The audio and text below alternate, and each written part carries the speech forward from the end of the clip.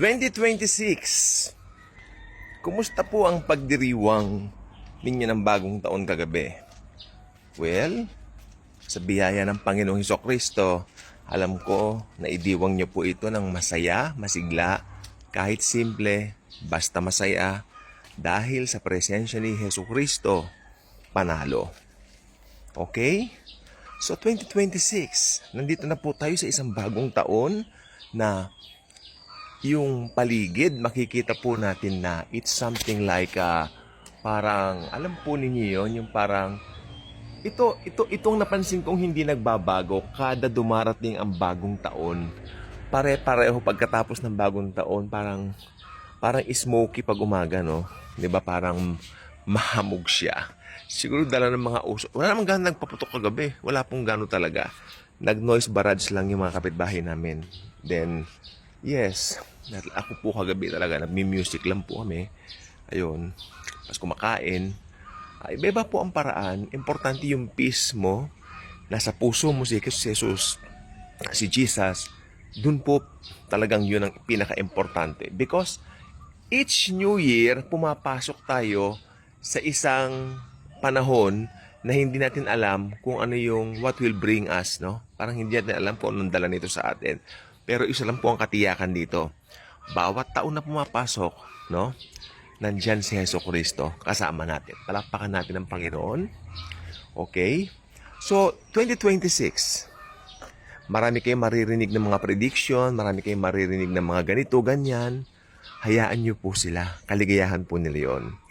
Pero ito lang pong sasabihin ko po sa inyo. May mga prediction po talaga na nakahula na sa Bible. At itong mga prediction sa Bible na ito, kapag ka nakikita ninyong na-unfold, especially dito sa Middle East, wala po tayong magagawa dyan. Dahil yan po ay talagang magaganap. Okay? Yan po yung sinasabi ng Bible na apocalyptic events na mangyayari sa end times. No? Kaya, pag Middle East na po ang involved, ulit-ulitin ko po rito sa video natin, no? Sa videos natin, sa mga vlogs natin, ulit-ulitin ko. Pag Middle East ang involved, approaching talaga dyan yung second coming. Kapag kami mga natutupad. Kasi second coming lang po talaga ang merong mga signs. Wala pong signs and wonders ang rapture because rapture is a mystery at ito po ay ipinagkaloob lamang po sa church. Hindi po ito sa mga Hudyo, no? Karamihan po ng mga matutupad na hula, no, sa Revelation ay patungkol sa mga Hudyo sapagkat sila po ay tumanggi sa Panginoong Jesucristo, natigil po yung time clock sa kanila, no? Kaya pagdating po ng pag-usad ng mga propesiya sa kanila, nagsisimula na pong umikot yung timetable nila, okay? Kasi matutupad po lahat ang nakasulat po sa Biblia, okay? Ngayon, 2026, paano natin haharapin ito? Simple lang po. Face 2026 with the love and grace of Jesus. Marami yan. Marami kang pwedeng ma-encounter.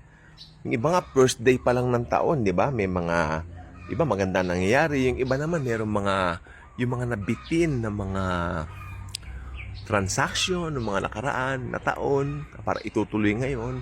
Aminin po natin, nakapagbakasyon po tayo. Ako nakapagbakasyon ng ilang araw din. And ngayon, balik na naman sa work pagkatapos po ng lahat. Parang nabitin ka, pero ganun pa man, ayos lang. Kasi ang Panginoon po talaga natin, alam mo, kaya nagbabakasyon ka, kaya nagtatrabaho ka, kasama po natin siya lagi. No? And let 2026 be a fruitful year sa atin. Hindi dahil ikaw ang gagawa ng fruit, kundi dahil si Hesukristo ay laging nasa panig natin, kasama natin. At sabi nga ng Bible, if God is for us, who can be against us? No? Alam natin na si Jesus ay laging nasa panig natin. Yan po ay isang panalong kaisipan. No? The Lord Jesus Christ is someone o ang tanging rason bakit ang Kristiyano ay laging masaya. Hindi pwedeng ma-down ng isang mananampalataya kahit ano pa yung mga hamon na dumarating sa kanyang buhay. Let's face it, sabi nga nung ilan, pag dumarating daw ang bagong taon, bagong hamon. Siguro tamang totoo o pwedeng tamang may pagkamali din, no? Para sa akin kasi, basta bagong taon man o lumang taon, basta kasama si Kristo Jesus, lagi tayong panalo. Kasi iniiwan natin sa kamay niya ang lahat. Hindi tayo nag-iisip ng mga bagay na kaya nating gawin or I will do this, I will do that. No. Sapagkat alam niyo yung isang buong taon na yan, from January 1st to December 31st ng taon na ito, alam natin, nasa kamay na ng Panginoon. Nakita na po lahat ni Jesus ang mangyayari sa buong mundo. Past, present, future. Kaya nga nakapako po siya sa krus, binayaran niya ang ating mga kasalanan. Ngayon, 2026, balik po tayo sa topic po natin. Nag-e-escalate po ba ang mga war sa Middle East? Kagabi po may narinig po ako, parang Iran na naman tungkol sa Israel tsaka sa US, no? Hindi ko na po elaborate po dito. Tapos, yung ano po yung pag-rise ng AI. Maraming nababahala sa AI, pero tayo naman mga Kristiyano kasi, maging masaya tayo kung ano yung available sa atin. Yung AI, gamitin natin for the glory of God. Let's use AI for the glory of the Lord. No? Artificial intelligence. Yes, it's an artificial intelligence. Pero tandaan po ninyo, merong mga bagay talaga na galing sa Biblia. No? Pag inilagay mo naman sa AI, yung ibibigay naman ng AI na sagot, galing pa rin sa Bible yon. Kaya ultimately, that's the Word of God. Para po sa akin ganun, wag po tayong masyadong maging dogmatic regarding things dahil maaring masapawan po niyan yung katinuan natin sa isipan, no?